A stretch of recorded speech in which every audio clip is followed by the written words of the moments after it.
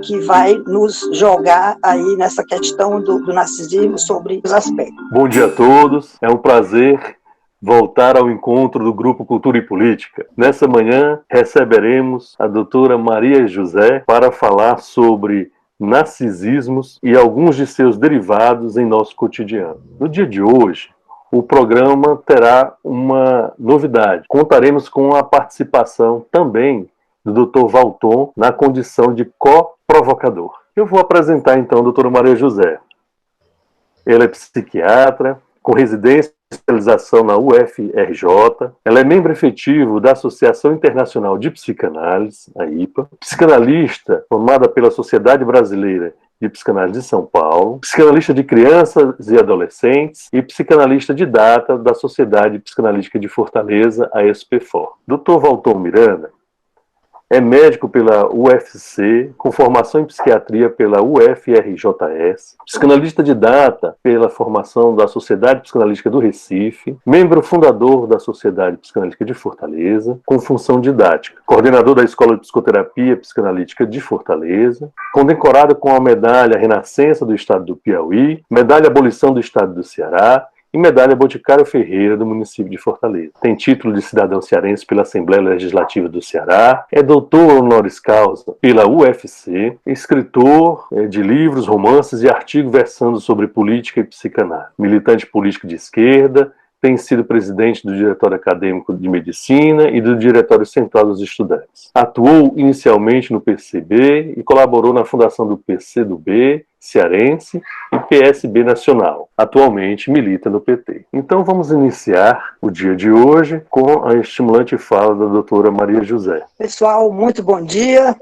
Nesta ensolarada manhã de domingo, apesar de todos esses vai e vem da internet, finalmente conseguimos aqui nos comunicar, né? Inicialmente eu queria agradecer o convite do Valton para conversar aqui, fazer esse estímulo, um convite, aliás, de alto risco, mas eu espero dividir esse alto risco aqui com vocês, né? Eu queria agradecer também na oportunidade, muitos já o fizeram, mas eu agradeço de minha parte, né? A criação desse espaço de cultura e política, que é um espaço de respiração, né? É um espaço de catarse, de encontros, de trocas, de enriquecimento. Então, o Valton teve essa felicíssima ideia de abrir esse espaço aqui para nós conversarmos, né? Neste momento tão difícil para nós, da pandemia, do coronavírus e também da condição política extremamente preocupante, né?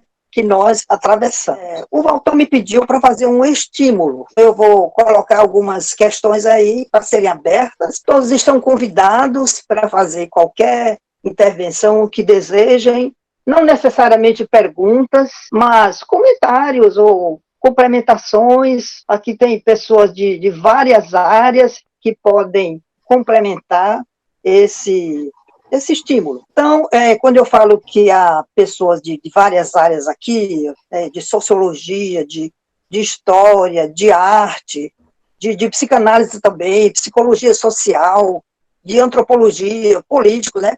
Então, quando eu falo isso, eu quero dizer também que o narcisismo, ele vem sendo estudado por outras áreas, né? Ao que eu conheça mais sistematizadamente, o estudo do narcisismo foi feito pelo Freud há mais de um século, né? Em 1914, justamente com o artigo para introduzir o narcisismo. Nesse artigo, em carta a um discípulo, ao Abraham, ele diz que esse trabalho resultou de um parto difícil e, como tal, terá as sequelas de um parto difícil. Ou seja, a gente pode pensar incompleto, impreciso, né? Precisando de aperfeiçoamentos e alargamentos. E o que foi feito pelos seus discípulos. Então, voltando à questão de que esse estudo não diz respeito apenas à psicanálise, diz respeito a várias áreas do saber, né? Como a sociologia, como a história, como a antropologia, até a literatura, né? A literatura já contribuiu com trabalhos, né? Não do ponto de vista de conceituar, mas do ponto de vista de lembrar, de metaforizar, como, por exemplo, Entre Nós, Machado de Assis escreveu um conto chamado O Espelho, onde a gente vê assim aspectos bem manifestos do narcisismo. Guimarães Rosa também escreveu um conto sobre o espelho, outros autores, né, de outras nacionalidades também escreveram, né? Recentemente nós apresentamos no Psicanálise e Arte, em sessão, o retrato de Dorian Gray, que também mostra uma faceta do narcisismo, que foi apresentado pelo Valmir Silveira, né? Talvez possa contribuir também aqui para o nosso diálogo, né? Não será muito difícil a gente constatar que estamos cada vez mais escravos, cada vez mais assediados pela mídia eletrônica, que vai nos jogar aí nessa questão do narcisismo sobre vários aspectos, né? Por que a mídia eletrônica? A mídia eletrônica, eventualmente outras mídias, mas principalmente a eletrônica, nos invade com propaganda de produtos para embelezamento, para aumento do desempenho pessoal, para visibilidade, né? Para situações de aparência, né? Situações, não mais das vezes, supérfluas, né? Que nos afasta de algo assim mais genuíno, mais importante, principalmente no nosso momento de sociedade atual, né? E a questão do contato com o outro, a questão assim da solidariedade, né? A questão da contribuição com o outro, né? Que é justamente o contrário do narcisismo, né? O narcisismo é uma condição em que o outro é deixado em segundo plano, né? Em benefício do si mesmo, né? Nesse movimento assim da mídia eletrônica, que nos promete uma felicidade, né? Nós vamos nos afastando, muitas vezes, de relacionamentos mais duradouros, mais profundos, né? Que nos ajudariam a conviver melhor em nossa sociedade, né? Passa aqui uma metáfora com as mariposas, né? Pensando que muitos de nós, a nossa sociedade, nos comportamos às vezes como mariposas fascinadas pela luz e nos lançamos em direção à luz, aos holofotes, né? Em busca de celebridade, em busca de aparecer por instantes que seja, né? Na tela, na mídia, e com isso ficarmos com a ilusão de seres poderosos, maravilhosos, né? Então, nesse sentido, eu acho que todos têm notícia disso, né? Para lembrar o poder dessa mídia, né? O poder de persuasão, de sedução, em que hoje em dia as pessoas mostram o seu café da manhã no Facebook, por exemplo, Instagram e outras redes, né? Seu café da manhã, mostrando os produtos maravilhosos, os ornamentos, mostram o seu último look a cada momento, né? A última roupa, o último sapato, o último carro, né? Nesse afã de visibilidade. E nisso, às vezes, até arrastam crianças, seus filhos, né? Vocês devem estar lembrados de uma pessoa muito evidente, muito em evidência aí nas redes, eu não vou dizer o nome dela, mas vocês devem lembrar, e recentemente ela tem trazido a sua filhinha de 2 anos por aí, chegando aos 3, então a filhinha com a roupa igual a dela, né? A filhinha com um carrão de brinquedo, né? Que custa dólares, quer dizer, nem as crianças são poupadas, né?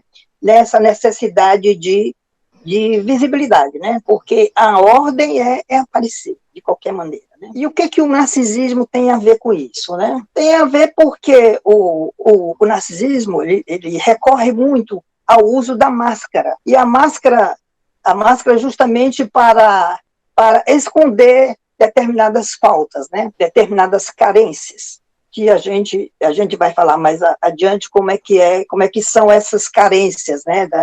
Do narcisismo.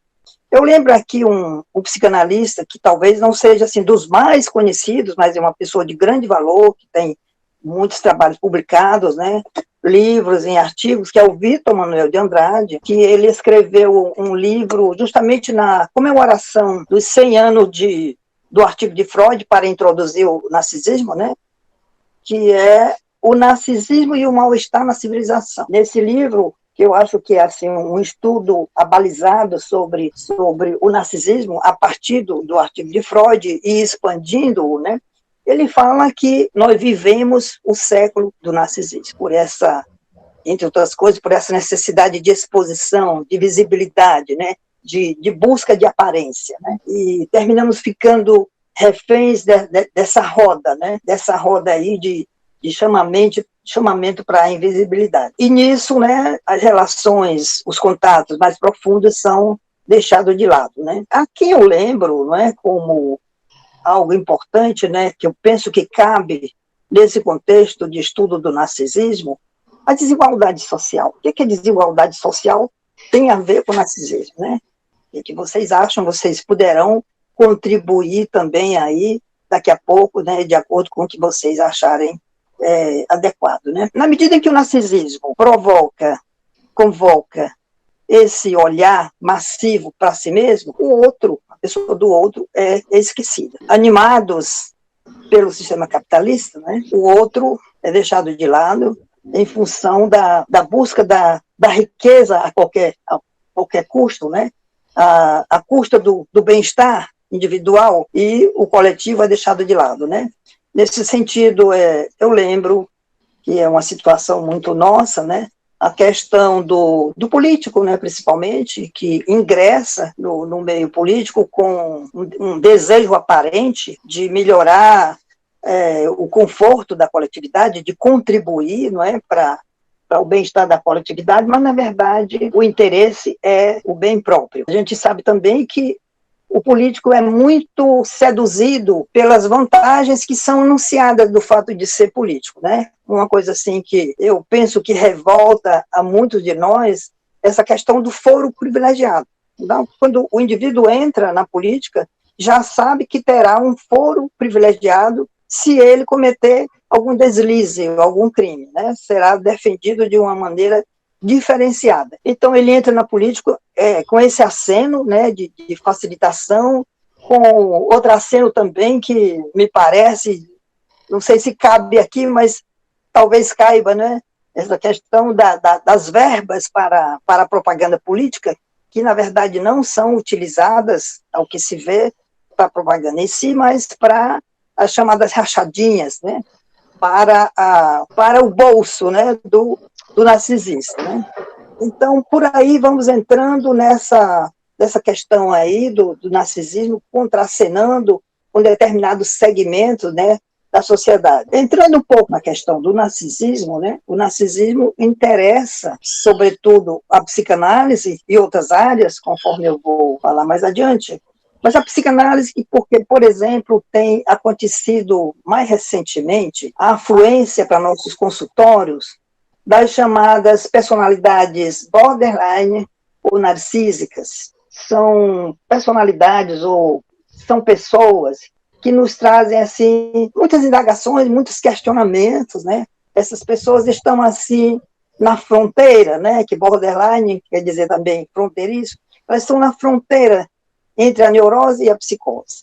Às vezes é difícil caracterizar, né? Tem comportamentos neuróticos ou que resvalam aí para a neurose, tem outros que resvalam para a psicose, mas fica assim num estado intermediário que é difícil às vezes de cuidar. Mas a gente aceita esse desafio e tem tentado, né, fazer face a esse desafio. O que diz respeito ao interesse do narcisismo para as humanidades, a gente também percebe uma significativa presença dessas personalidades nos mais variados contextos sociais, né? Os empresários, né? Então, lembremos aí das Odebrecht da vida, né? Dos profissionais da mídia, dos políticos, artistas, teleevangélicos, todos são grupos aí que estão envolvidos com essa questão narcísica, né? Embora o público aqui presente seja familiarizado com o termo narcisismo, porque ele percorre a nossa linguagem, né? Hoje em dia já é um vocábulo comum que quase todo mundo sabe o significado. Eu vou dizer assim muito rapidamente o que o Freud fala sobre o narcisismo, o que caracterizaria o narcisismo. O narcisismo seria um retorno para o ego da libido. E a libido aqui não apenas no sentido sexual, como já foi entendido antes pelo Freud, mas ele mesmo ampliou o seu sentido para a libido como sendo uma força que compõe a pulsão de vida. Então, do narcisista, essa pulsão, ou essa energia, é dirigida para o outro, mas retorna e fica arquivada, armazenada dentro de si. Depois a gente pode ver por que acontece isso, né?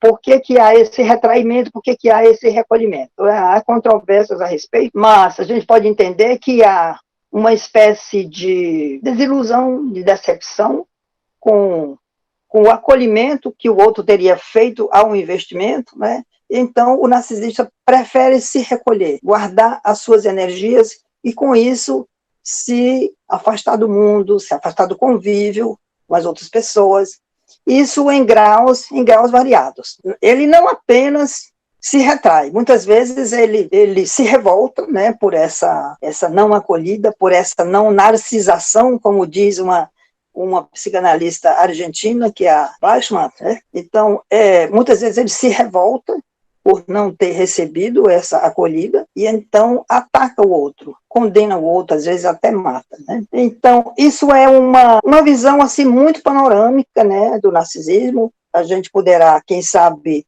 trazer algum outro aprofundamento, vocês estão muito à vontade aí, se quiserem trazer alguma coisa que considerem assim, mais precisa a respeito da noção de narcisismo, né? Mas eu diria assim, ainda atendendo à heterogeneidade da plateia, que o narcisismo é o amor de si mesmo. Inclusive tem um psicanalista que usa essa expressão no livro dele, que é a Introdução ao Narcisismo, o Carlos Augusto de Serra. Usa essa noção que eu acho que é assim, muito esclarecedora, né? Pelo menos para a maioria da população, o amor de si mesmo. Só que esse amor de si mesmo não é o único no que diz respeito ao narcisismo, porque tem o narcisismo que se volta contra o outro, que é considerado o narcisismo patológico. Aliás, essa é uma expressão do Glenn Gaba, né, que ele classifica o narcisismo como saudável e o narcisismo patológico, né? Esse saudável seria o amor de si mesmo, que faz com que a pessoa cuide dos seus interesses, reconheça suas qualidades, tente desenvolver os seus potenciais e tende a se destacar sempre que considerado necessário e importante. Então, temos o outro polo do narcisismo, que é o narcisismo considerado patológico ou destrutivo. O André Green, um dos mais brilhantes psicanalistas contemporâneos, morreu há alguns anos, né? Um grande estudioso do Freud.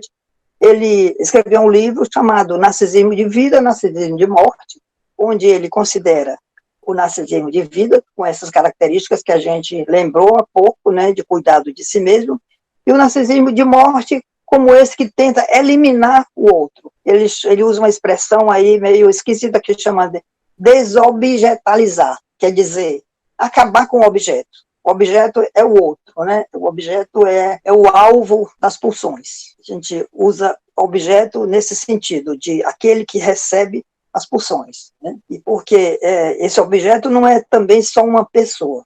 Esse objeto pode ser uma coisa, pode ser um animal, né? Assim, em outros casos, né, que a gente pode entender melhor. Eu acho que aqui nos interessa mais esse narcisismo destrutivo, que de algum modo nos afeta a todos os seres humanos, em graus maiores ou menores, né? Como é que a gente se depara com esse narcisismo destrutivo, ou quase destrutivo, ou enfim, que é o narcisismo de decepção com o outro? No nosso viver, a gente se depara com pessoas que são carentes da empatia, né? Essa capacidade de se identificar com o outro, de compreender o outro, de se colocar na pele do outro. O narcisista carece dessa condição de empatia. É uma pessoa muito voltada para si e, portanto, indiferente ou quase indiferente ao outro. Então, a gente se encontra muito com essas pessoas, assim, indiferentes, frias, pessoas que se isolam socialmente, né, que evitam o contato humano. Numa conversa, essas pessoas narcisistas querem sempre tomar a palavra, né, se estão numa condição assim de diálogo pessoal, não deixam o seu interlocutor falar, está sempre tomando a frente. Numa situação de grupo também, querem sempre ter a última palavra, querem sempre, quando aparece algo assim, um feito de alguém, uma conquista, imediatamente eles dizem, eu também, e passa a falar de si, ou então traz até os familiares, meu filho também, meu genro também, meu neto, etc., preocupados em fazer prevalecer a sua opinião, né? A expressão que é muito usada hoje em dia, ele se acha, ou ela se acha, né?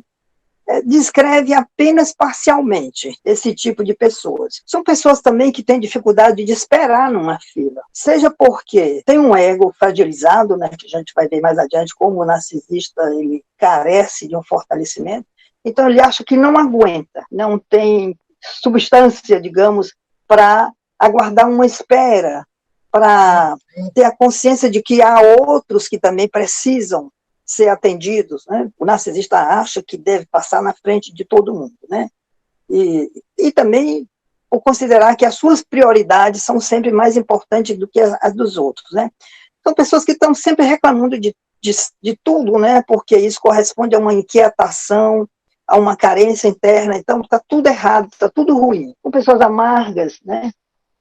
Que se sentem ofendidos assim muito rapidamente, né? São pessoas assim que têm muita dificuldade de aceitar as críticas, que se julgam com privilégios acima da lei até, né? Do tipo, você sabe com quem está falando, não vê que eu sou uma autoridade, seu analfabeto, né?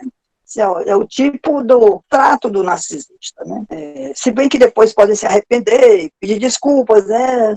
Por a pressão social, etc. Mas já deram, assim, um flash do seu funcionamento, né? Na clínica, nós nos deparamos com essas personalidades chamadas borderline, sobre a qual a gente pode falar um pouco depois, né? Nós nos deparamos com os ressentidos crônicos, pessoas que, por terem sofrido um trauma, uma ofensa, uma dificuldade, né, que os afetou, ficam girando em torno desse ressentimento, das reminiscências ligadas a esse ressentimento, arquitetando vinganças que são sempre adiadas, que não são feitas, e ficam sendo cozidas, cozinhadas constantemente, né? Esses, assim, são aspectos assim, mais rápidos de narcisismo no cotidiano, que vocês podem acrescentar outros, podem lembrar de outros, né? Só concluir aqui essa parte dizendo que no plano social nós temos as perversões narcísicas, né?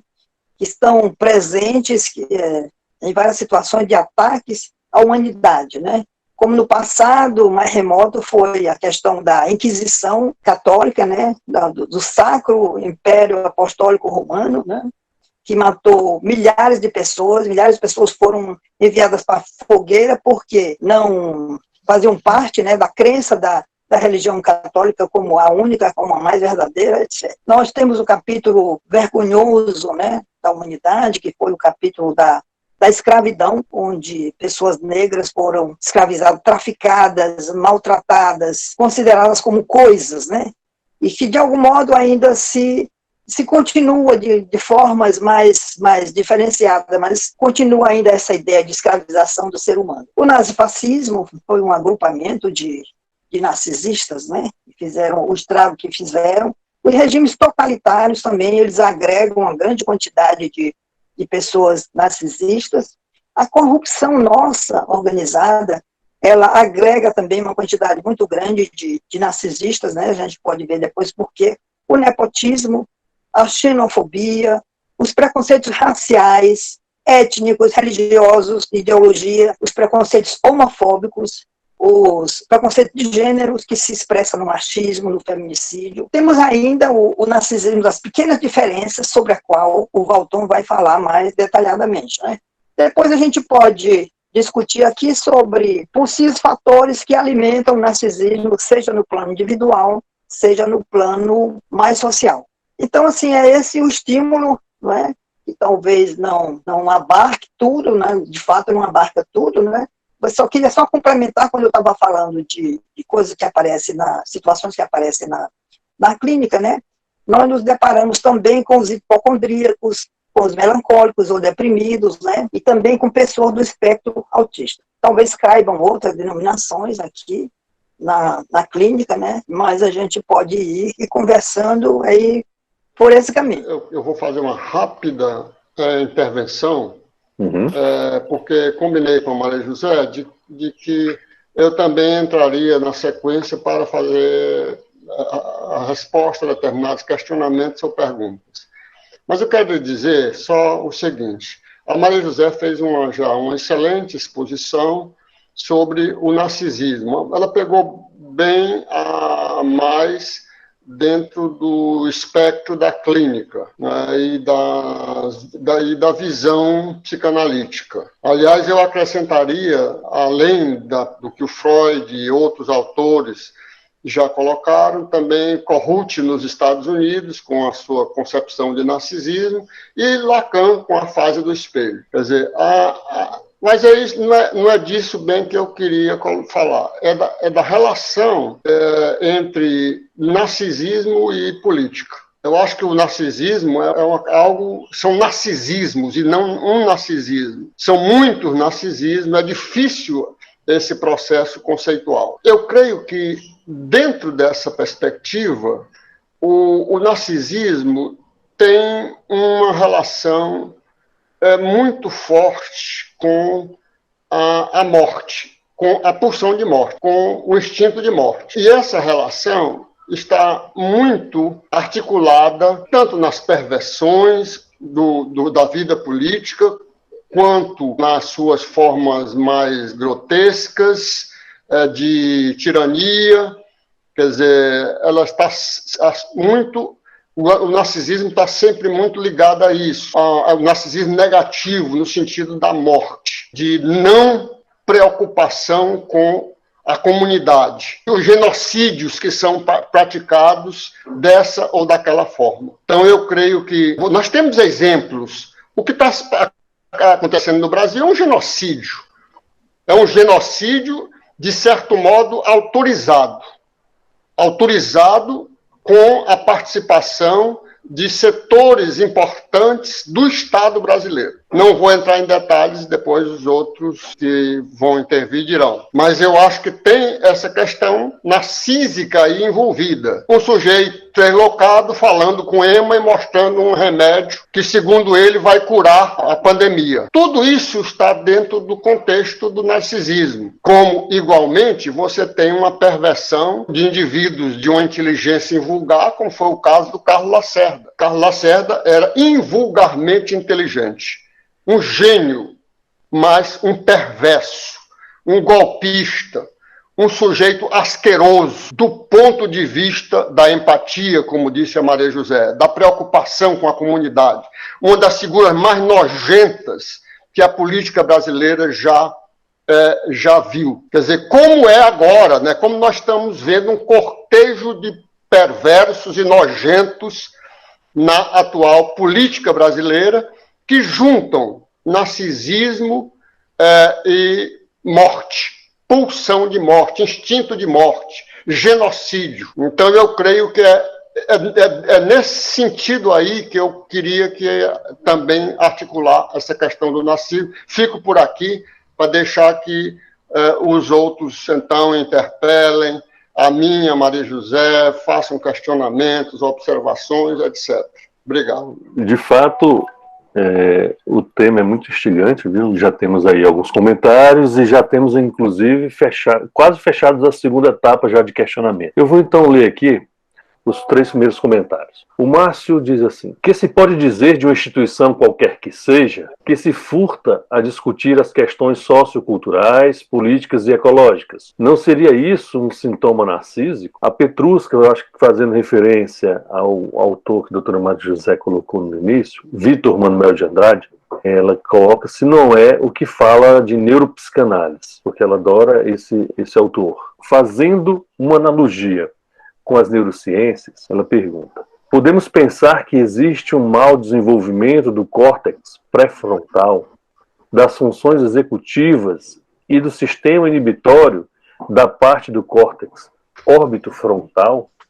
Eu queria introduzir algumas questões, né, a serem pensadas, mas muito assim a título de associação livre. Por exemplo, a Maria José falou da máscara. E eu achei interessante, porque eu me lembro que se diz que no carnaval nós botamos uma fantasia. Eu acho o contrário. No carnaval nós tiramos a fantasia, tiramos os nossos disfarces. Essa é uma coisa a se pensar dentro do narcisismo. A outra questão é que o narcisismo nos faz pensar no eu ideal, nos faz pensar no início, né, da vida, quando o sujeito é uma mônada, é um eu-mundo indiferenciado. Ele se autobasta, ou pelo menos tem essa fantasia de autobastância que vai perdurar por toda a vida, inclusive. Mas isso nos leva a pensar no luto primordial, né? Naquele luto primeiro que o sujeito faz ao perder o seu primeiro objeto. E o primeiro objeto que se perde, também não acho que seja o seio,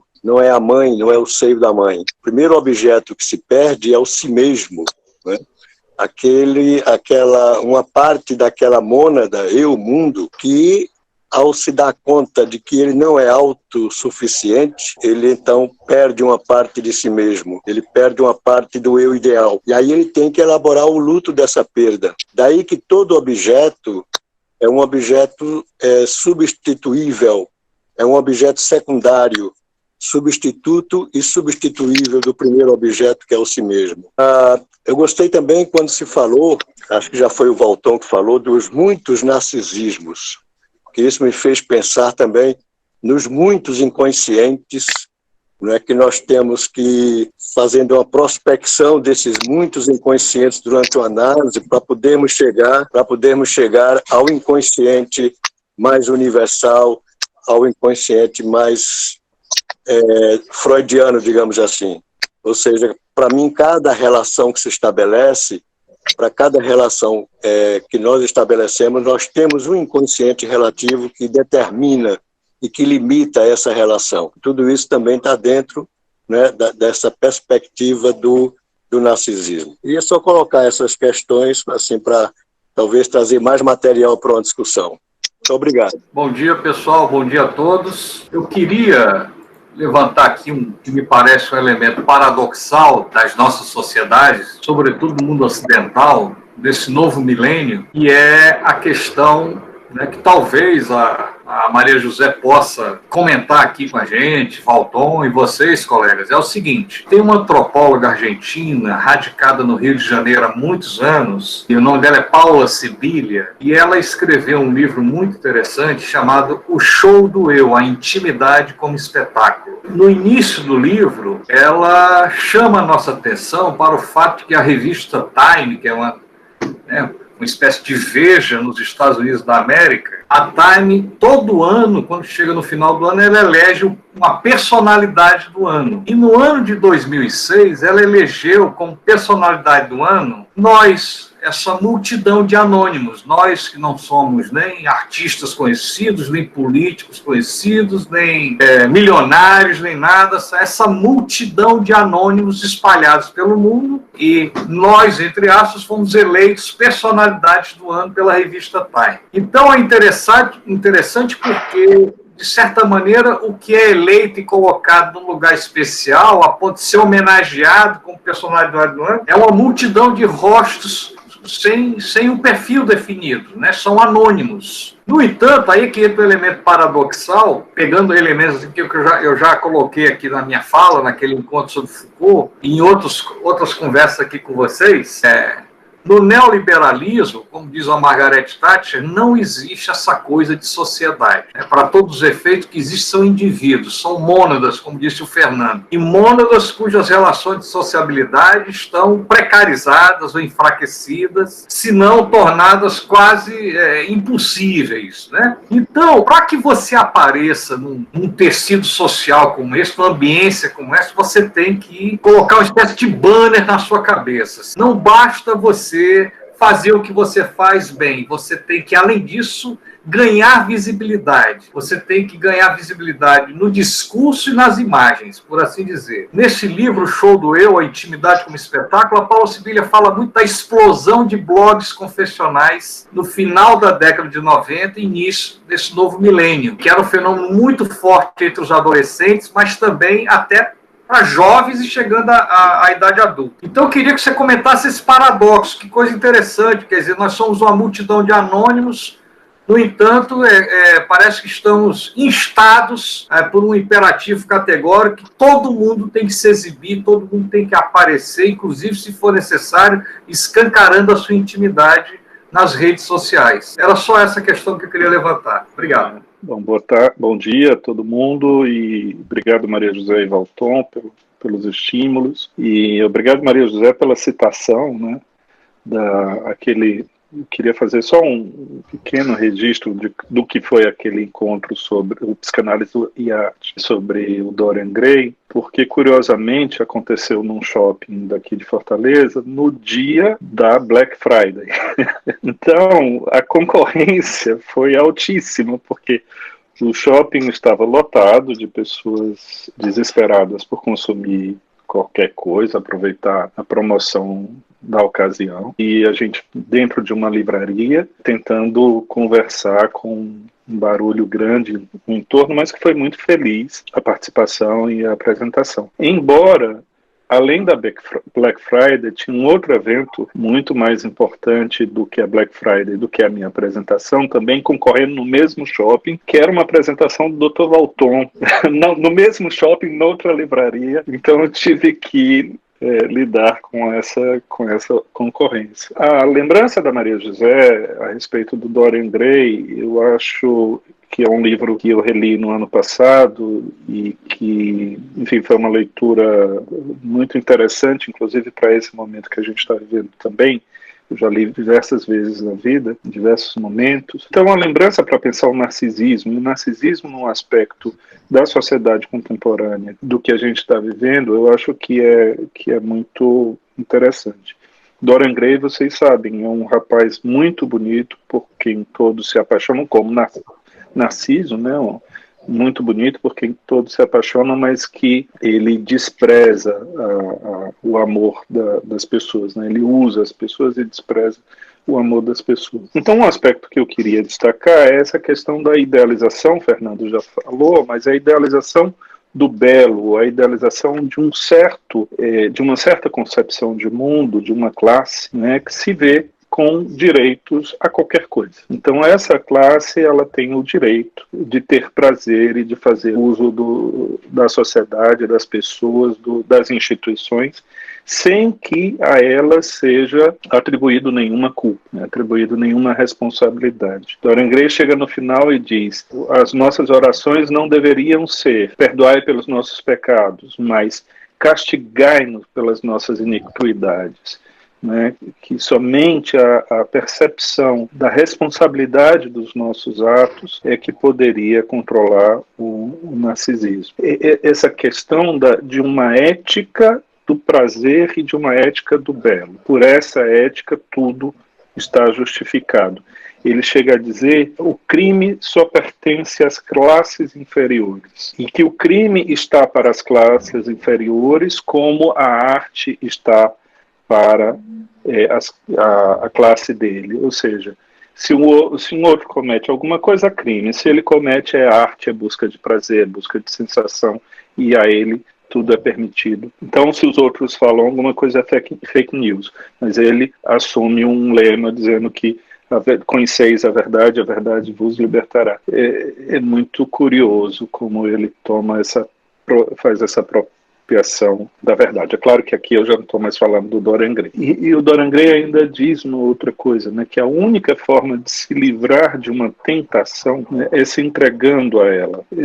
Ou que não existe livro imoral, né, moral ou imoral, só existe livro bem escrito ou mal escrito. É claro que o Oscar Wilde faz aí tem um movimento filosófico por trás dessas afirmações dele, né, mas também é um retrato muito grande de como a gente coisas que a gente observa na nossa sociedade de hoje.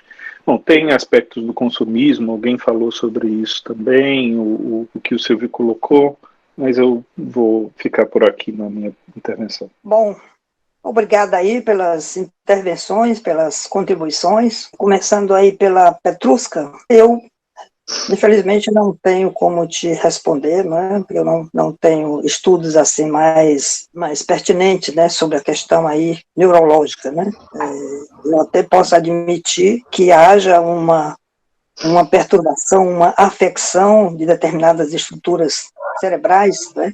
Mas eu não sei, sinceramente, eu não sei falar sobre isso, né? Se o Valton puder falar sobre isso, né, eu agradeço, né? Ou mais alguém da plateia, se quiser falar, eu agradeço, né? Sobre a fala do Fernando, eu achei muito rica, não é? E realmente complementar. Maria José, eu posso explicar? Porque a psicanálise às vezes não mergulha na questão corporal em relação à neurologia. Alguns psicanalistas preferem não entrar no mérito da questão e outros entram. Por isso que eu perguntei, quando eu vi a entrada do Vitor, por isso que eu perguntei, porque o Vitor, ele entra nesse mérito da questão. Eu estava falando que, sim, só uma palhinha aí para Petrusca, né? De fato, há psicanalistas que se interessam, né, pelas neurociências, uma questão de preferência, né, de afinidade pela questão. Eu não sou uma das que pude, assim, me envolver mais com essa questão de neurociência, ou de neuropsicanálise, né, mas é uma coisa que eu aceito plenamente, eu acho que é um outro caminho de conhecimento a ser desbravado. Então, estava falando sobre o Fernando, que ele fez uma contribuição rica e efetivamente complementar, porque eu falei assim muito panoramicamente, e foi mesmo assim o objetivo, né, de falar assim mais panoramicamente, né. Então, ele fala dessa questão do narcisismo inicial, né. Na verdade, tem o chamado narcisismo absoluto, né, que é o narcisismo do feto, né, quando o feto está lá sendo alimentado, né, pelo sangue, pelos líquidos da mãe, né. Então, ali ele está num estado de completude absoluta, seria o narcisismo absoluto, que é perdido, efetivamente, com o nascimento. O Freud fala no mal-estar na civilização que, entre os problemas que a civilização enfrenta a sua sobrevivência, se sobressaem pelo menos 3 importantes, que são os desastres da natureza, né, as catástrofes, as calamidades da natureza, diante das quais a gente às vezes não pode fazer nada, né, são dizimadas populações inteiras, tsunamis, terremotos, vulcões e outras, né, a questão da nossa natureza humana, que é finita, que envelhece, que entra em decrepitude, e nós temos que conviver com isso, aceitar isso, né? Então, falei assim muito de passagem sobre a indústria do embelezamento, que não está restrita só a cosméticos, a roupas, etc., mas também está envolvida nessa questão assim de retardar o envelhecimento, de aparentar a mocidade, né? De esconder a velhice. Está dentro aí dessa não conformação do ser humano com o envelhecimento. E um outro, que ele considera talvez o mais importante, né, da civilização, é o contato com o outro. Ele acha que esse pode ser o mais difícil, né, por conta do desejo de retorno a um estágio primitivo do desenvolvimento. Então, no desenvolvimento inicial, nós somos primitivos, né, nossos impulsos estão mais soltos, sem coordenação, e em determinados momentos da vida a gente volta a isso, né? A questão narcísica, essa questão do bem-estar quase absoluto da infância, né, onde o indivíduo se basta a si mesmo, ou é onipotente, é onisciente, e então em determinados momentos a gente quer voltar a isso, né? Não exatamente deliberadamente, mas por uma questão assim de algo que é disparado em nós, que é esse narcisismo inicial, que o Freud descreve também como narcisismo primário, que é também contestado, né, por algumas correntes da psicanálise, né? Então, eu penso que um dos aspectos do narcisismo é esse desejo de retorno, seja ao útero materno, nas suas várias formas, seja o retorno à infância, né? Com essa noção assim de que tudo está ao nosso alcance, não precisamos de ninguém, e também devemos receber as homenagens de todos que estão diante de nós, que alguém já falou na expressão Sua Majestade, o bebê. Então, e quanto acho que envolve essa questão que o Fernando falou, assim, que talvez seja a perda mais sentida, né? Que é a perda dessa ilusão de completude, de onipotência, da qual nós não nos recuperamos. Trazemos pela vida em graus variados. A questão que o Márcio trouxe me pareceu interessante e algo complexa também para responder sobre esses anônimos que querem aparecer de qualquer maneira, né? No narcisismo, por essa condição assim de falta, né? Falta, vazio, sentimento de perda de identidade ou identidade assim confusa, há esse sentimento e ao lado desse sentimento há uma necessidade de se contrapor a esse sentimento. É aí que vem a questão da máscara, que também o Fernando falou. A máscara é no sentido da aparência, né? Por exemplo, negar o envelhecimento, negar determinadas limitações, né? Determinadas faltas. E nós usamos máscaras. Usamos a máscara da arrogância, por exemplo, né? Então, uma das características do narcisista é essa da arrogância, né? Mas essa arrogância é para esconder um sentimento de fragilidade muito grande. Sob a superfície dessa arrogância, tem um ser inseguro, tem um ser com falta, né? Tem um ser que não aceita essa falta e procura compensá-la de várias maneiras, negando-a, não é?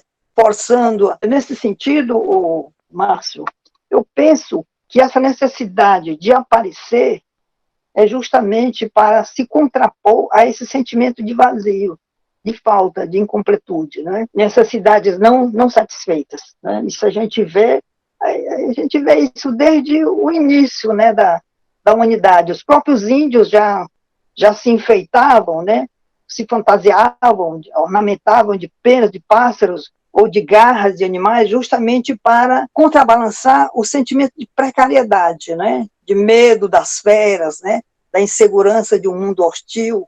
Então, as máscaras são usadas de várias maneiras, né? Seja no plano físico, seja no plano psíquico. Não é? Então, eu me referi, por exemplo, à literatura como interessada, né? Também nesse fenômeno. Então, o Machado de Assis tem um conto que se chama O Espelho. No Espelho, assim, sucintamente, existe um personagem chamado Alferes, que é, digamos, alguém que ganhou uma certa notoriedade. Não é uma personalidade muito importante, mas que, digamos, que goza de um certo prestígio, né? E então, o Alferes é convidado pela sua tia para ir para uma fazenda, para gozar, não é? Para aproveitar, etc. Coloca no quarto dele um grande espelho, né? Que ela imaginou que que aquela farda era muito bonita, que ele gostaria de se ver no espelho com aquela farda, né? Então, acontece que a tia, a dona da casa, né, viaja, deixa a fazenda, ela é chamada por uma questão familiar, se ausenta temporariamente, os escravos também se ausentam, abandonam, e o Alferes fica sozinho na casa, né? E ele se sente desesperado e encontra como consolo vestir a farda e se olhar no espelho, né? Com aquela farda, né, que era a sua máscara, digamos, né, com a qual ele se sentia importante, ele passa melhor. Né? Ele faz isso até o retorno da tia. Né? Então, existem vários tipos de máscara, né, justamente para contrapor essa questão aí de falta, de incompletude do narcisismo. Né? Então, eu aproveito aqui para dizer assim, o narcisista é muito demonizado, não é? Principalmente quando ele se torna um narcisista perverso, quando ele se agrupa a determinadas organizações como essa que eu mencionei, não é, da Inquisição, da escravatura, do nazifascismo, dos regimes autoritários, né? Então, ele se torna uma pessoa perversa, demonizada, e são esses principalmente os que nós abominamos, né? Mas o narcisista, de um modo geral, é uma pessoa pobre internamente, é uma pessoa coitada, que passa a vida fazendo de conta que não é coitada, que não é inferior. Espero ter contribuído de algum modo, né? Se o autor quiser acrescentar alguma coisa aí. Eu queria só complementar com algumas coisas que eu acho que são importantes. Essa questão do narcisismo coletivo, né? Institucional, das instituições ou dos grupos, ou das coletividades.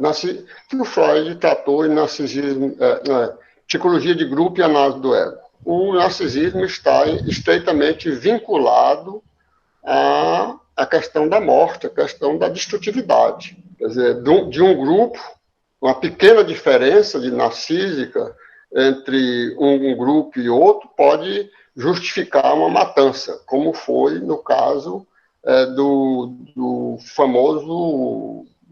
na famosa contenda da gravata croata, na Bósnia, onde se praticavam mais horrendas atrocidades, né?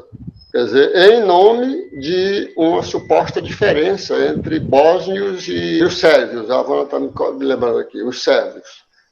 Quer dizer, então era mais ou menos uma coisa desse tipo, né? E uma situação política, né? Numa situação política entremeada por esses elementos narcísicos violentíssimos, né? de uma etnia em relação a outra. O outro ponto que eu gostaria de... Esse é o Márcio que falou isso, né?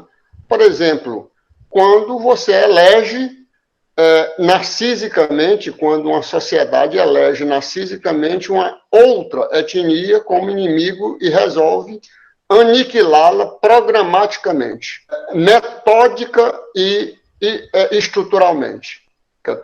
Isso aí é de um horror, que foi a questão do Holocausto judeu. E aí uma questão política que envolveu o nazifascismo, que parece que grande parte das pessoas esqueceu que o nazifascismo existiu e que aquelas atrocidades foram cometidas. O outro ponto, que eu acho que está colocado aí pelo Silvio, é a questão do eu grandioso. Eu acho que o eu é curioso, né, Silvio? Mas até quando eles vão homenagear o nós comunitário, eles o fazem da perspectiva narcísica. Ou seja, falando de um nós que eles não cultivam. Falando porque eles excluem nos Estados Unidos, tradicionalmente, os negros, os hispano-americanos e outras comunidades. Quer dizer, um nós que eles próprios não cultivam. É muito curioso, né? Agora, essa questão aí foi tematizada na ideia do narcisismo do Corrute, né? Do self-objeto, ou o self grandioso, né? dos magnatas, dos grandes possuidores de riqueza, que são elementos que cultivam o ódio contra essas minorias, inclusive contra as mulheres, porque dentro dessa perspectiva, né, a mulher é vista de um modo que não cabe na visão da vontade de poder do indivíduo grandioso, etc, etc. Então, eu acho que tem tudo isso junto, né, que nós vamos ver na literatura, como a Maria José falou, sobre o espelho do Machado de Assis, e o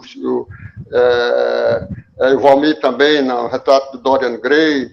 Enfim, todas essas questões que estão relacionadas com o narcisismo da diferença, como é agora, por exemplo, no Brasil, só para fechar, o nordestino. Nordestino segundo a visão desse indivíduo asqueroso, despreparado, totalmente incompetente, mas extremamente narcisista e paranoico, que ocupa a presidência da República, o nordestino é inferior. Quer dizer, e segundo a visão genocida que está autorizada dentro do esquema planaltino, morrer 80, 100 mil pessoas não é importante para esses cretinos. Isso não importa.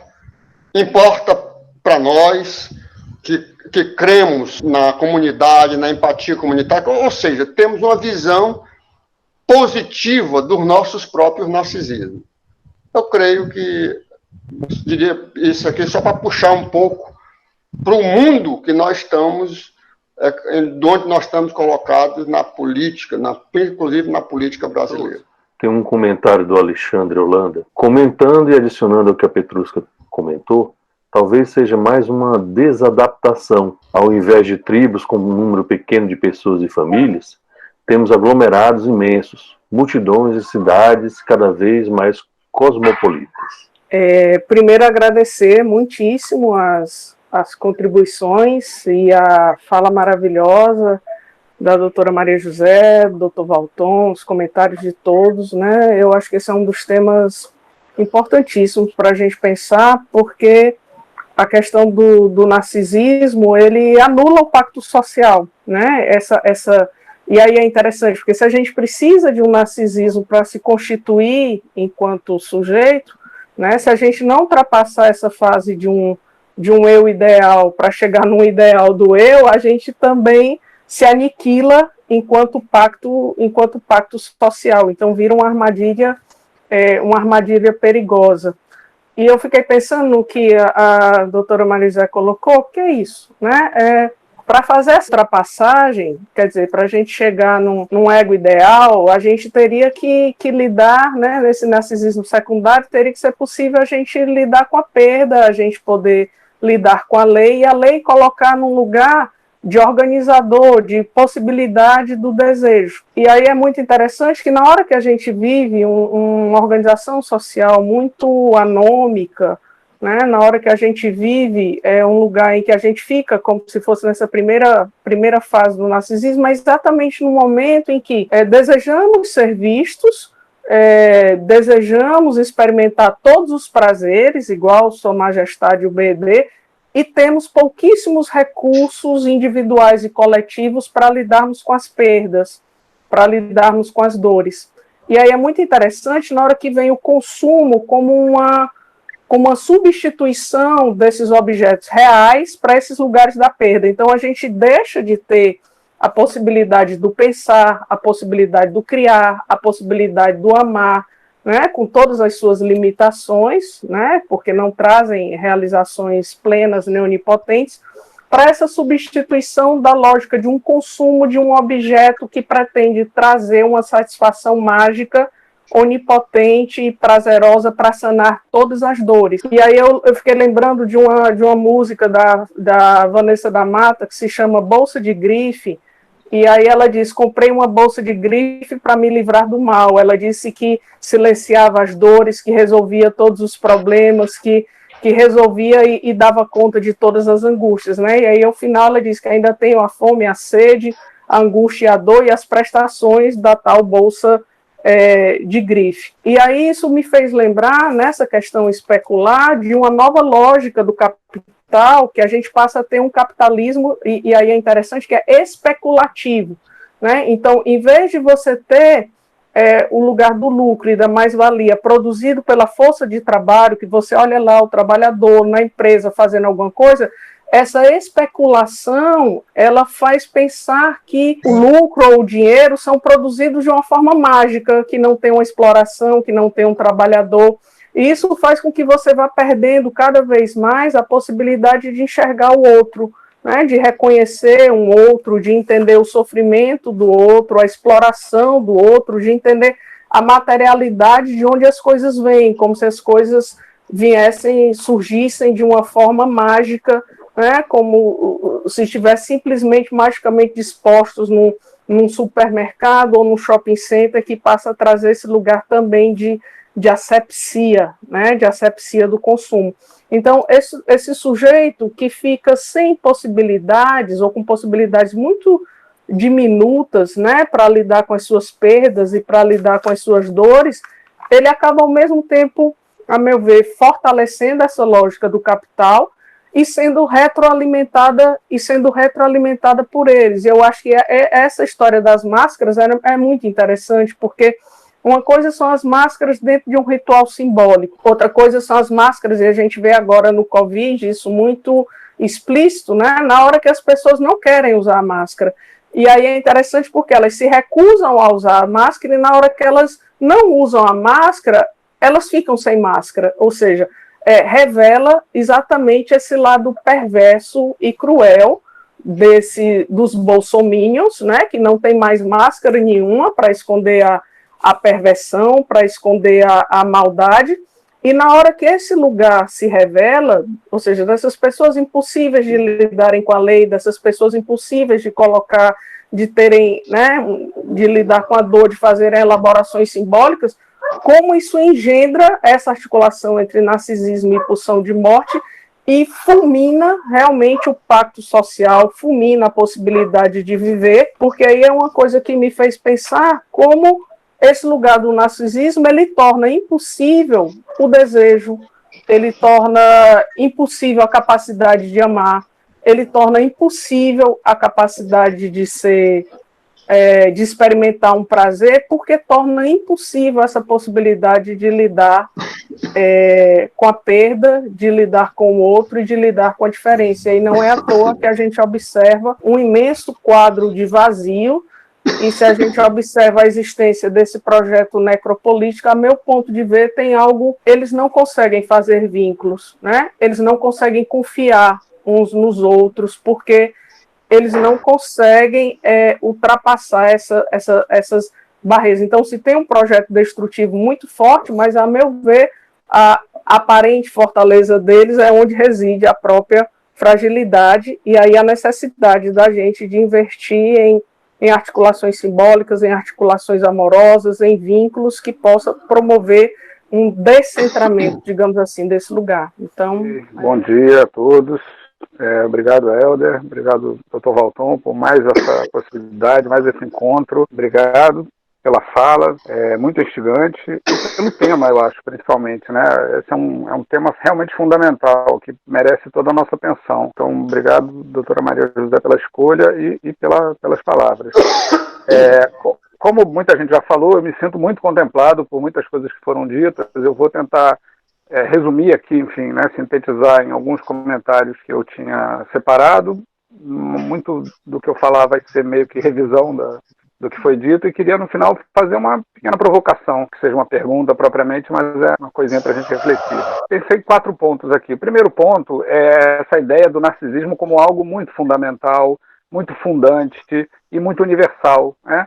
Essa ideia é muito interessante de que todos nós que estamos aqui nesse planeta, de alguma maneira, se não somos muito narcisistas, pelo menos já fomos muito narcisistas em algum momento, que é esse início, né? Todo mundo nasce narcisista, até porque não existe nem objeto ainda. Não há consciência evidente, né? Não há nem percepção direito, não há formação de um eu, nem nada disso, mas é muito interessante essa noção de um narcisismo primário, né? Então esse é o nosso primeiro afeto, digamos assim, né? De alguma maneira, todo mundo nasce narcisista. O que cada um vai fazer com isso depois é que muda, né? E muda radicalmente.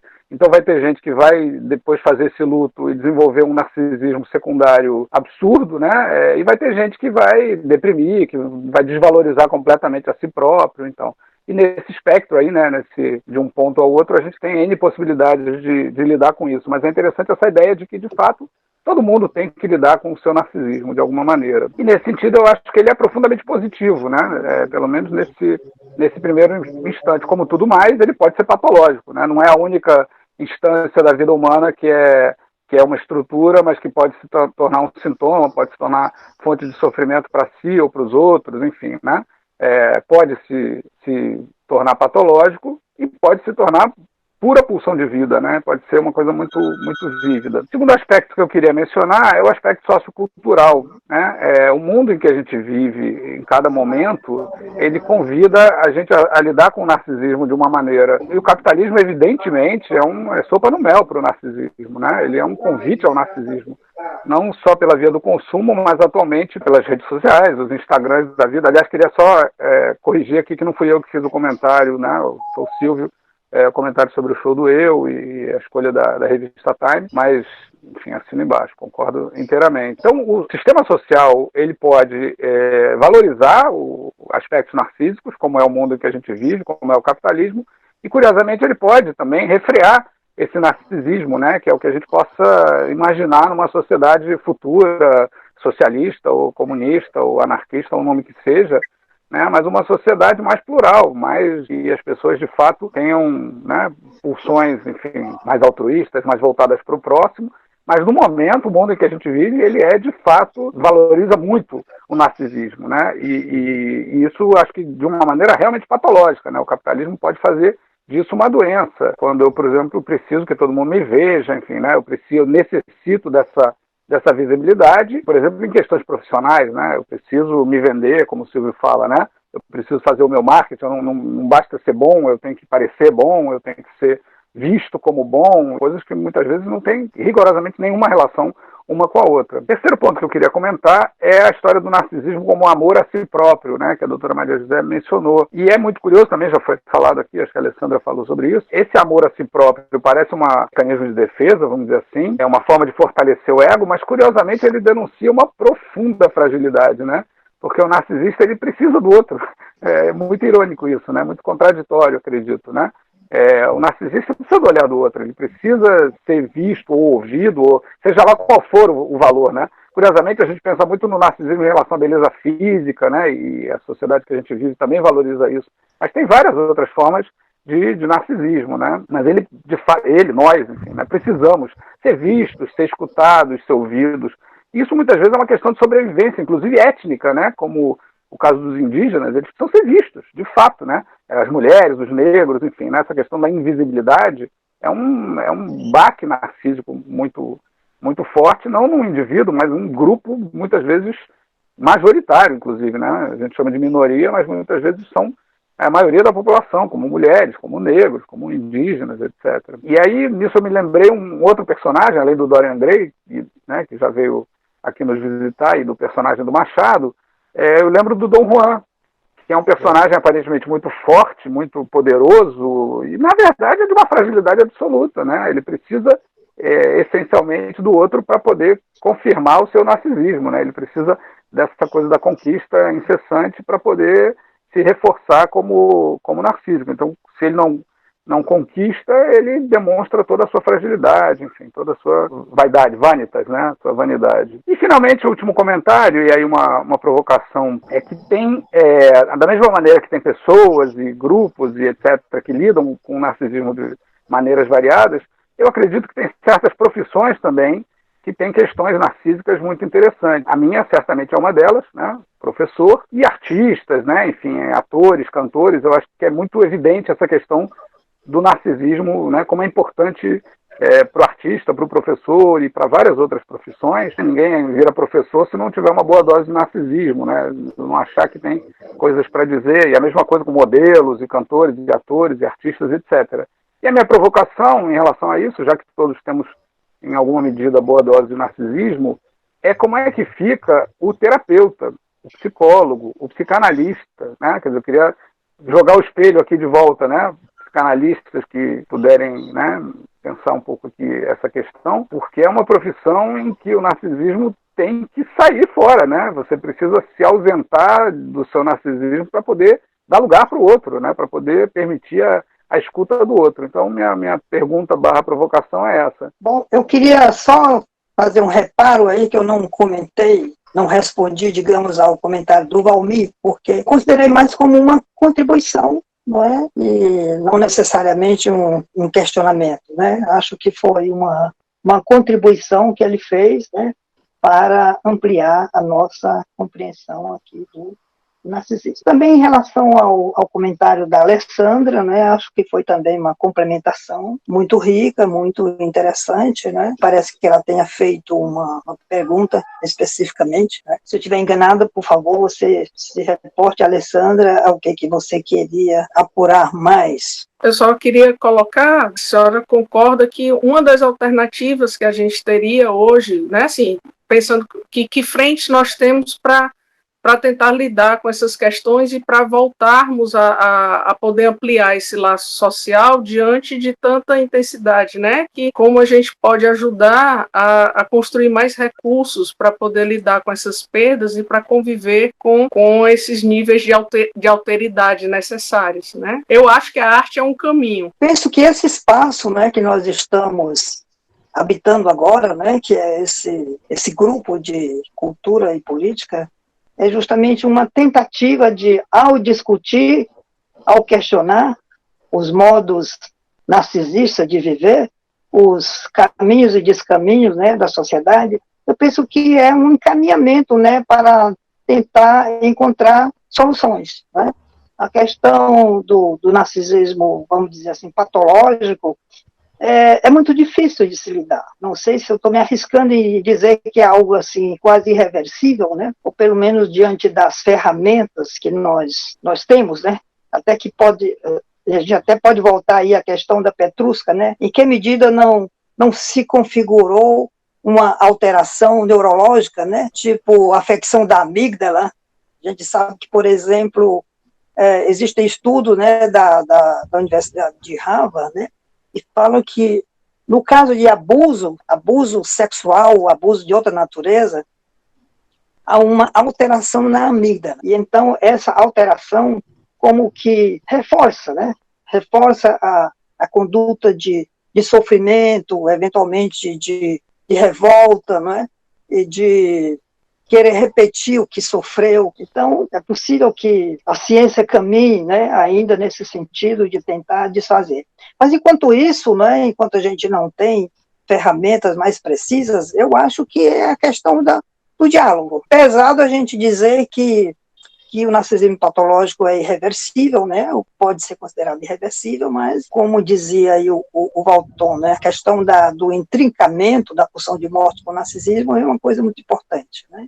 A gente tem esperança de contribuir, em alguma medida, através da terapia, né, através da psicanálise, né, com a elaboração, né, dessa questão narcísica, que imagino que leva muito tempo, né?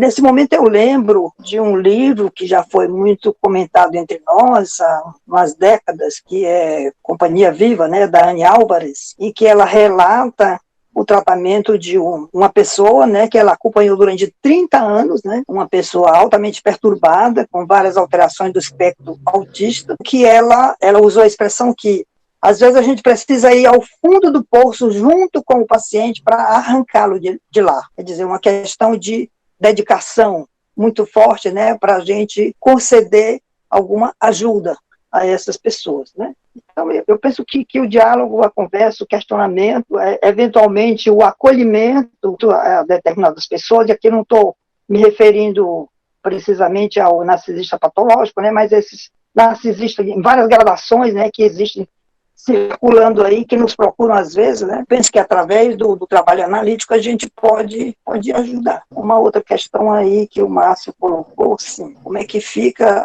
a terapia, né? Qual é a responsabilidade, o que o analista pode precisamente, né, contribuir.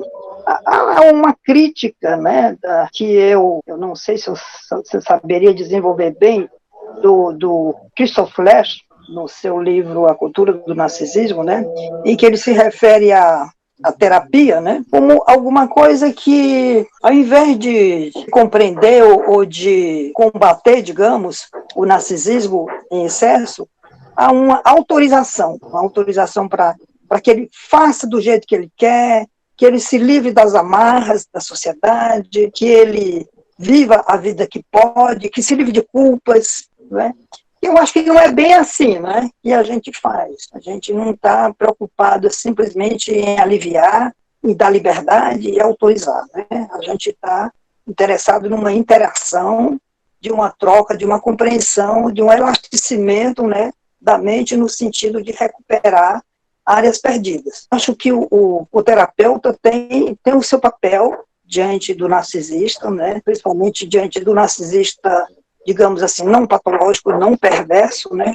Eu não sei se, por exemplo, um nazista, né, alguém que viveu o regime nazista, né, se teria condições de ser tratado, né? Porque são pessoas assim tão prejudicadas, tão estragadas, né, com estruturas assim tão estragadas mesmo, né, que é muito difícil a gente recuperar. Mas há sempre essa esperança, né, a gente encontrar caminhos, né, caminhos, pelo menos, né. Acho que eu fico por aqui, não é?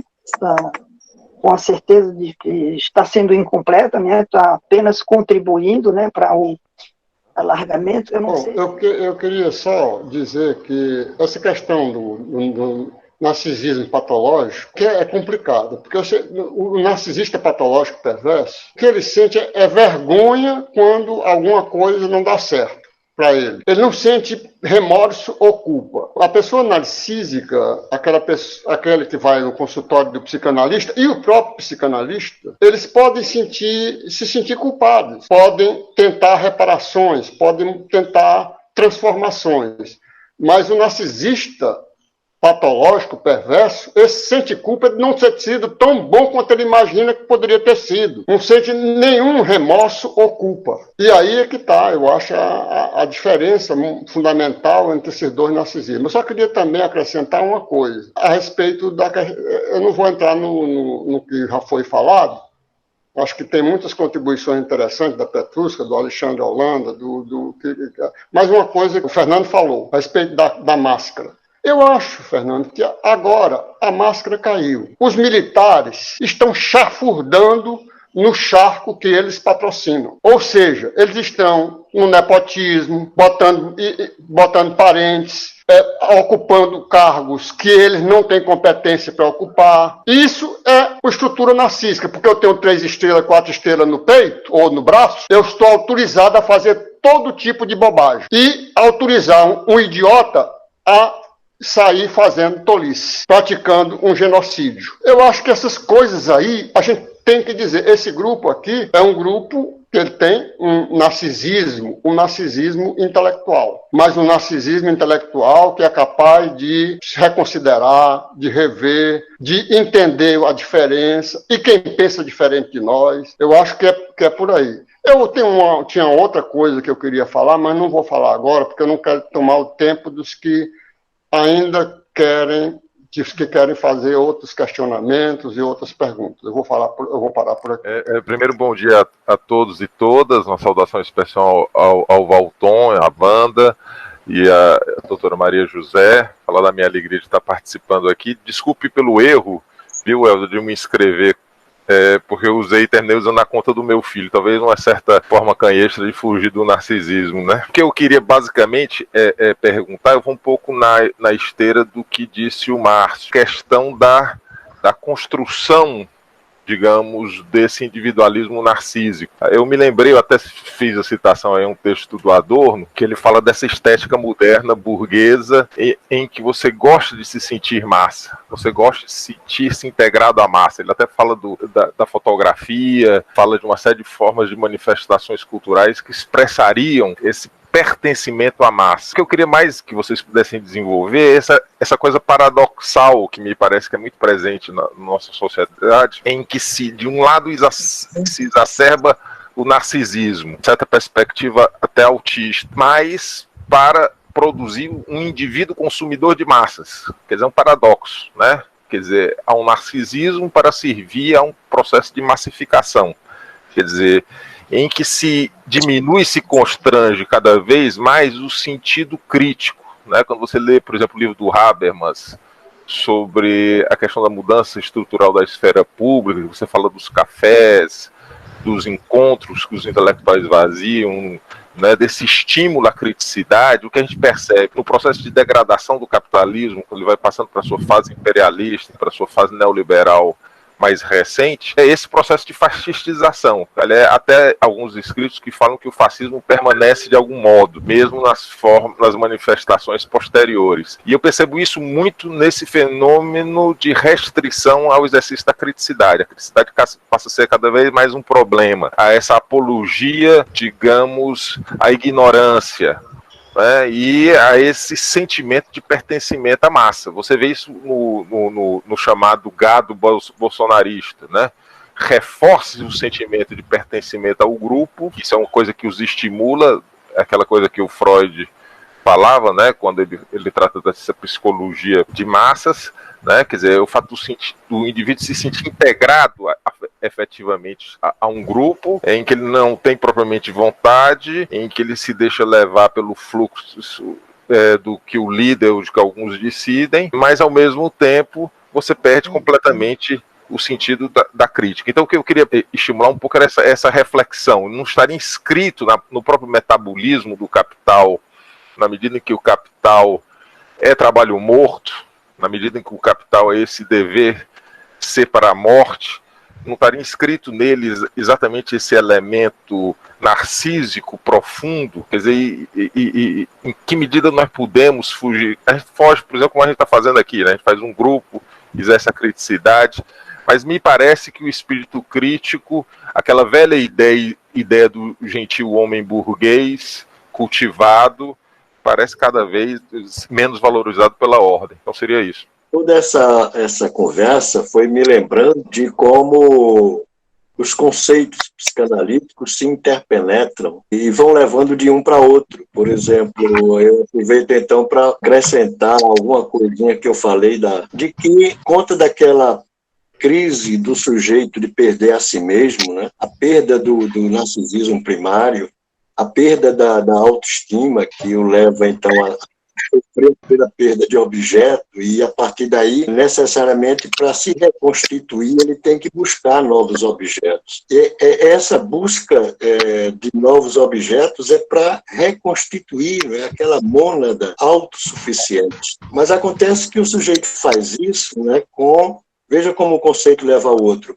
O sujeito faz isso com um espírito muito dominador e de possuir o outro, para se fundir com o outro e reconstituir aquela mônada original. Eu tenho que me fundir com o outro para recuperar aquele meu estado de autobastância. Essa forma de fazer isso é sádica, porque ele tenta possuir, dominar, se fusionar com o outro, e faz isso com um sadismo impressionante, o que faz com que essa forma perversa, não é, essa forma sádica, seja também a porta de entrada da sexualidade. Claro que aí tem dois caminhos: ou o sujeito permanece, né, atrelado ao sadismo patológico, ou ele vai se desenvolver no sentido de manter com o outro, com os objetos, uma forma de sexualidade saudável. Mas era isso que eu tinha a acrescentar o que eu falei, mostrando essa interconectividade conceitual da psicanálise. E lembrar uma coisinha só interessante, que cada um tem o seu instrumento de narcisação. Eu, por exemplo, quando toco gaita, a gaita é o meu instrumento de narcisação. Eu adoro que as pessoas batam palma, e eu fico extremamente narcisado por tocar gaita. Então, cada um tem o seu instrumento de narcisação. Certamente o psicoterapeuta também tem o seu instrumento de narcisação, que é o seu trabalho terapêutico. Muito obrigado. Muito bem, Fernando. E toca muito bem, viu? Eu gostaria que o Dr. Valton e a Maria José comentassem o uso do pensamento mágico pelo narcisista, ou não o pensamento. Vou ler mais um comentário aqui, que é do João César. Ele fala assim: em maior ou menor grau, nos identificamos com sua egolatria palhaça. Esses políticos exalam narcisismo moral que, de acordo com Roger Simon, né, definiriam o nosso tempo. Ou seja, a sensação de que o que nos faz bem é o que nós acreditamos. O que gritamos aos quatro ventos, não o que fazemos. Bom dia a todos, bom dia a todas, os colegas. Obrigado, doutora Maria José, Valton, pelos comentários, pela introdução do tema do narcisismo. Ao longo das discussões, então, fui anotando aqui algumas coisas que me interessariam colocar à guisa de comentários ou questionamentos, perguntas, seja como for. Primeiro, eu pensava que os psicanalistas sempre tiveram uma tarefa para se desvincular, se desligar um pouco dos mitos gregos que Freud tomou como exemplos. Por exemplo, Édipo, na interpretação dos sonhos, quando ele fala de Édipo, ele fala que o Hamlet talvez fosse melhor, mas que o Édipo também situa a questão e de uma forma mais exemplar, mais didática, talvez. A questão do Édipo, para Freud, não trata necessariamente do indivíduo assassinar seu pai e desposar a mãe. Por isso que ele diz que Hamlet caía melhor, porque isso não acontece em Hamlet, senão como um dilema, como um impasse consciente. Da mesma forma, o mito de Narciso, né? O narcisismo não corresponde necessariamente a uma afecção narcísica do sujeito, a um grau de narcisismo patológico, dominante, e sim como um elemento de estrutura da constituição do sujeito, da constituição do eu. Essa instância, o eu, né, essa instância de desconhecimento e de alienação, que é uma instância reconhecidamente, do ponto de vista psicanalítico, uma instância de desconhecimento, de alienação do sujeito, especialmente falando ao significante ou ao desejo do outro. Essa é uma questão que eu gostaria de colocar, de um narcisismo como uma operação estrutural, na constituição do eu, a partir do narcisismo primário e do narcisismo secundário. Ambos, por final, extremamente impregnados e permeados pela linguagem, não apenas pela imagem, mas pela linguagem. De qualquer maneira, imagem do outro, imagem fornecida pelo outro, e da linguagem significante do outro. O sujeito não se pare sozinho, ele é constituído a partir dessa instância que é o outro. A ponto de a gente dizer que eu é o outro, por exemplo, é uma dessas frases do latim, eu é o outro. É claro que existem variações do domínio do aspecto narcísico nas psicoses, nas perversões. Freud começou falando de neuroses narcísicas para tratar dessas questões. Depois ele foi reformulando as coisas. O narcisismo, sim, esse aspecto patológico, ele ocupa, e ele é muito privilegiado hoje na cultura, por uma inflação do imaginário que a questão virtual, a questão das redes sociais, privilegia, mas não como um resultado de um problema advindo de uma tecnologia puramente, mas como de um projeto biopolítico, de aparelhamento do corpo, aparelhamento do sujeito para um esvaziamento das suas perspectivas simbólicas e reais, e uma inflação do imaginário onde ele é capturado como um objeto inclusive de consumo. Ele é consumido, consumidor no final da operação é consumido. Eu acho que a política não deve ser compreendida através das categorias da psicanálise, né? Político, um político em particular, uma tendência política, uma questão, uma posição política, uma posição ideológica, e a gente poder entender isso como isso é narcisismo, isso é um narcisismo doentio, é um narcisismo patológico, etc. Eu penso que, ao contrário, eu acho que isso corremos o risco de despolitizar a questão ao fazer isso, correndo o risco de transformar a psicanálise num instrumento de controle, como foi a psiquiatria, por exemplo, na União Soviética. Né? Um discurso de controle do sujeito, um discurso de controle social. Eu acho que, ao contrário, acho que a gente tem que trazer a questão política para a psicanálise, mas não no sentido de politizar a psicanálise como prática, né? Porque a psicanálise como prática ela é uma prática clínica, por excelência, ela é um tratamento da dor psíquica, um tratamento do sofrimento da alma, circunscrito a um dispositivo analítico muito específico. O que eu quero dizer com trazer a questão política para a psicanálise? De reconhecer justamente que esse narcisismo e essa constituição do eu são elementos que favorecem o incremento, uma inflação do imaginário, do desconhecimento, da alienação ao outro, né, ao desejo do outro, ao significante do outro, e poder permitir que a prática da psicanálise, dispositivo tão restrito, ainda assim seja uma prática de desalienação do sujeito, de redução desse desconhecimento, de não privilegiar esse desconhecimento. Falou-se de ego ideal, né, e aproveito para colocar esse questionamento, uma provocação. O ego ideal, ele é ideal para quem? Né? Normalmente a gente fala de ego ideal como sendo o ideal do próprio sujeito. Mas o ego ideal, na medida em que corresponde a um narcisismo secundário, que obedece ou que segue o significante do outro, a imagem oferecida pelo outro, ele pode ser um ego ideal para o outro. Né? E se você tomar o outro como uma instância da cultura, por exemplo, ele pode ser um elemento de desconhecimento e de alienação. Penso numa prática que não uma prática politizada no sentido ideológico ou partidário, absolutamente, claro, isso seria completamente impensável.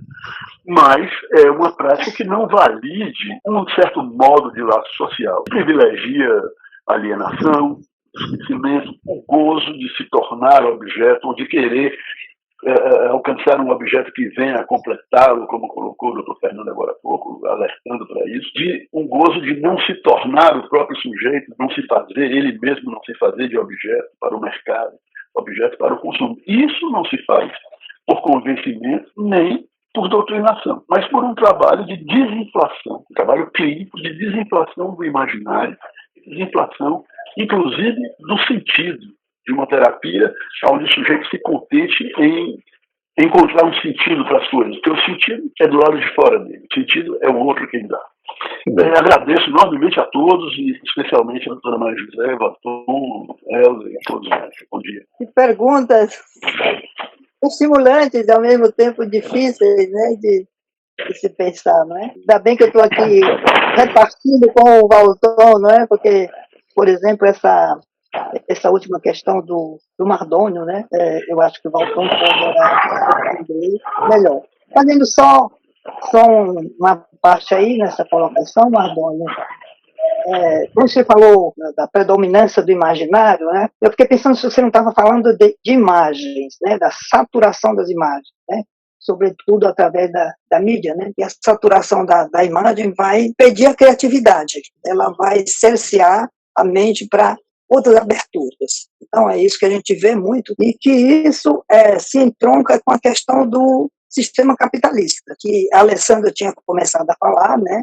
Sobre a importância do capitalismo na manutenção do narcisismo. Era um tópico que eu havia também assinalado aqui para discutir com a plateia, né, com o Valton, especialmente, né, como o capitalismo alimenta o narcisismo, né, nas suas várias modalidades, né, desde a questão do lucro, desde a questão da globalização, todas as maneiras possíveis, a partir também dessa questão da massificação das pessoas, né, da perda da individualidade, né? Então, o capitalismo é uma coisa assim a ser estudada em relação ao cultivo do narcisismo. Ao mesmo tempo, é algo muito poderoso, né? Algo implantado já há séculos aqui entre nós, né? É muito difícil a gente lutar. Mas eu penso que, individualmente, a gente pode fazer alguma coisa aqui e ali, né? Reportando aí o papel de cada um, lembrado pelo Fernando, né? Eu acho que, às vezes, a gente cai muito, vocês me perdoem, mas eu acho que a gente cai muito nessa história, assim, de visualizar os governantes, os nossos representantes, eles realmente estão no caminho errado, eles são narcisistas, individualistas, egoístas, perversos, etc. e tal. Mas nós pecamos quando não apenas os elegemos, como também os mantemos no poder. Que aí são outros 500 também. Não é fácil retirar um tirano do poder. Mas eu acho que a gente tem que se conscientizar da nossa força, do nosso poder também, né, em relação a tirar essas pessoas aí do centro, né, das decisões. Né? Então, a gente teria muito que falar ainda a respeito assim, da influência do capitalismo, né, na manutenção do narcisismo, né, que é algo que o Newton também trouxe para falar. Mas eu vou voltar à questão que o Mardônio fala sobre o narcisismo como uma constituição. Certamente, o narcisismo é uma constituição do sujeito. Mas nessa constituição, o ego, que é o palco do narcisismo, pode ficar empobrecido, né, na medida em que se priva do contato com o outro, das trocas, né, ele pode ficar empobrecido ou ele pode se enriquecer.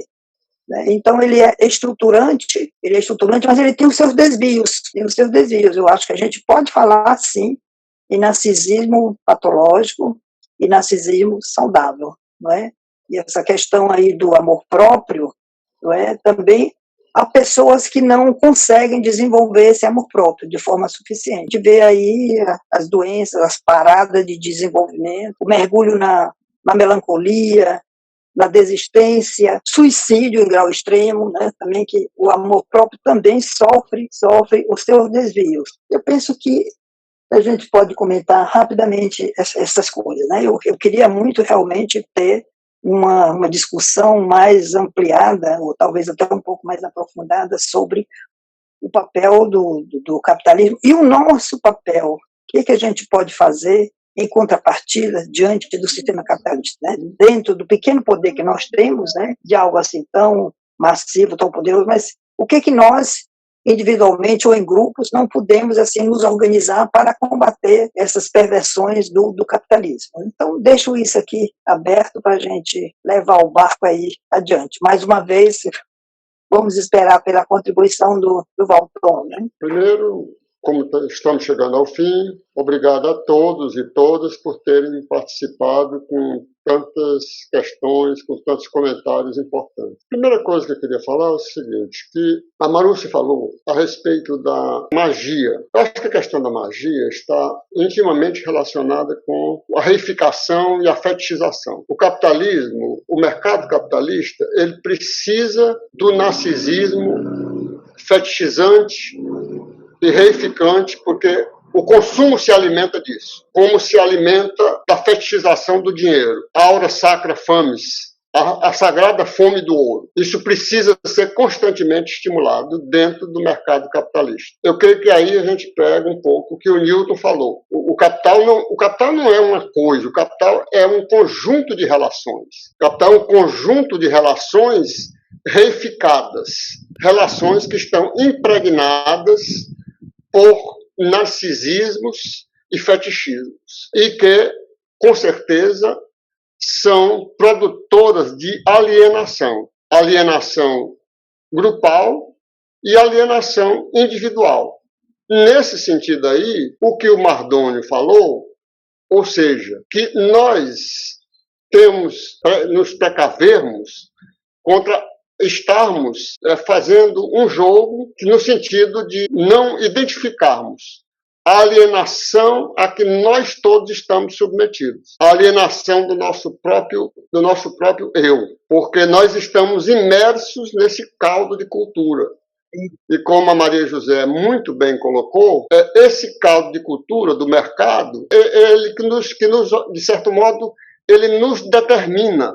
E nós não nos damos conta disso. Eu acho que esse grupo, ao fazer a crítica, ao fazer esse exame crítico, de certa maneira, ele aponta para outras questões. Evidentemente, num tempo tão restrito como o nosso, o aprofundamento, seja o aprofundamento teórico da teoria psicanalítica, ou o aprofundamento de outras questões, é impossível, fica por cada um de nós. Mas com certeza, juntar cultura e política e essas várias dimensões da cultura e da política é uma coisa muito importante para a gente ter um estímulo para o pensamento, para a pensabilidade, como disse a Marúcia no começo. Eu me lembro uma vez que o Fernando, uma vez a gente conversando em Recife, ele dizia assim, olha, Valton, a questão toda é que pensar dói. E a maioria das pessoas não quer passar por esse sofrimento. E nós resolvemos ousadamente fazer essa trajetória, com a ajuda preciosa do Helder, com a sua paciência, boa vontade e o desejo de fazer com que todos nós possamos, aqui juntos, pensarmos assuntos tão complexos. Gente, muito obrigado. Obrigado pelas intervenções, pelos comentários. E, mais uma vez, Maria José, obrigado pela sua disposição e a todos que estão aqui, porque esse grupo, eu acho que é um grupo que cada vez aumenta mais.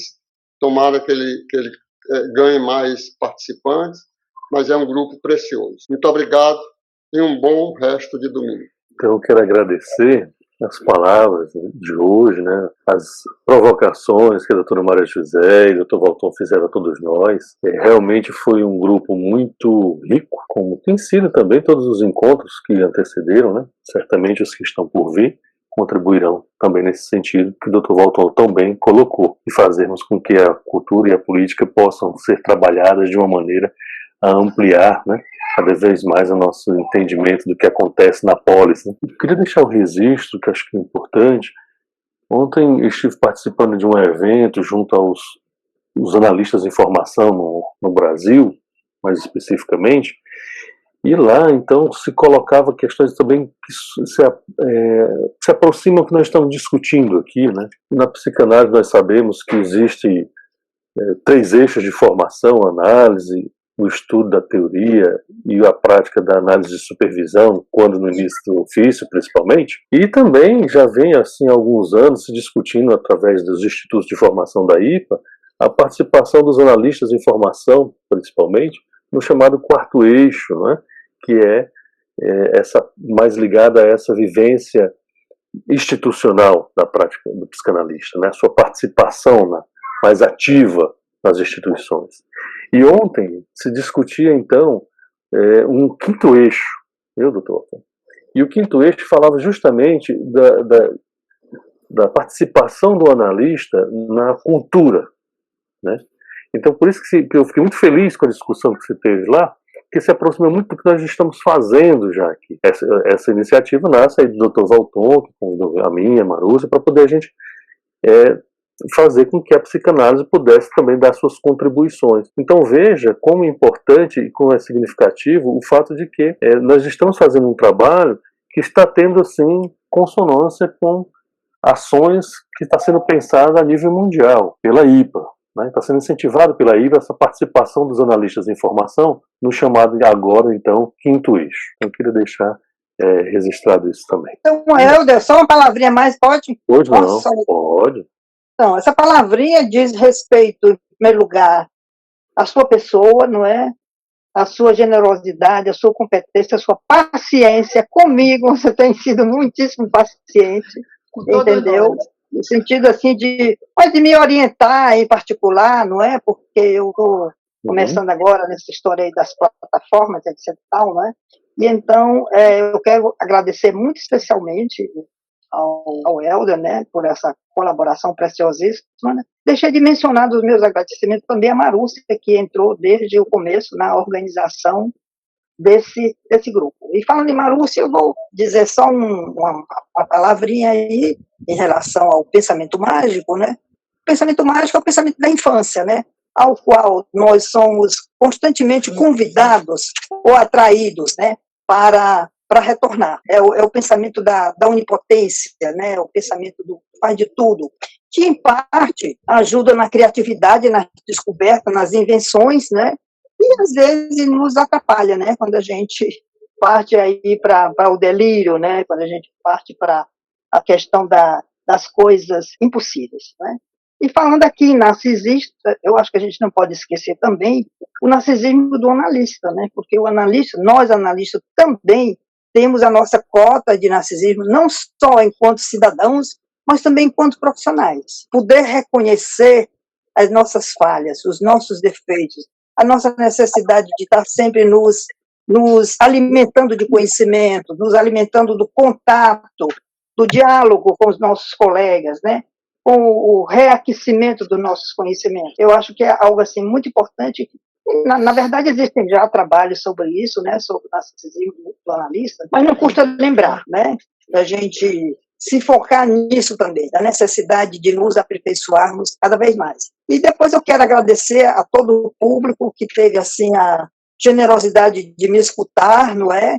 Assim, com o meu jeito, às vezes, meio desfocado, né, de falar, de conversar, não é? Mas, então, sobretudo, agradecer as contribuições valiosíssimas de vocês, as trocas, né? E espero que tenha, digamos assim, ajudado um pouco, né? Pelo menos assim, a criar uma onda, né? Uma onda de curiosidade, de indagação, de pesquisa, né? Que é um tema que não se esgota, né? Que provavelmente a gente vai falar dele ainda por muito tempo pela vida fora, né? Então, muito obrigada a vocês todos, especialmente o Valton, que me ajudou também bastante a conduzir aqui essa apresentação, né? Eu já esperava isso dele, o Valton sempre brilhante, né? Sempre cheio de ideias, né? Meu agradecimento especial, Valton. E um abraço, então, para todos, e até um outro momento aí. Antes de terminar, eu queria só dizer que aqui um pouco saindo para o nosso âmbito e pedindo aos outros companheiros, colegas, amigos, que isso tem a ver com algo mais da nossa instituição, para dizer o seguinte, que parabenizar a SPFOR, a Sociedade Psicanalítica de Fortaleza, pelo seu aniversário de integração absoluta na IPA, eu escrevi um pequeno artigo onde eu homenageio principalmente a Regina Esteves, que foi, em Londres, uma pessoa corajosa e forte na manifestação que ela fez, não só da questão psicanalítica, mas também pontuando toda a situação política do Brasil. Então, eu creio que ela merece parabéns, está nesse pequeno artigo. O nome é A Voz da SPFOR Ecoa na IPA. E eu acho que ecoa até hoje. Esse discurso, como eu disse, é um discurso emblemático. Ele vai ficar porque vai ficar como um ponto de inflexão no narcisismo da instituição. Obrigado. Obrigada, Valton. Obrigada a todos por essa fala, Valton. Obrigada. Bom, aqueles que não conhecem, essa é a doutora Regina, presidente da SPFOR. Então, agradecemos a participação de todos e esperamos nos encontrar no próximo domingo do nosso grupo Cultura e Política. Um abraço a todos e parabéns à SPFOR.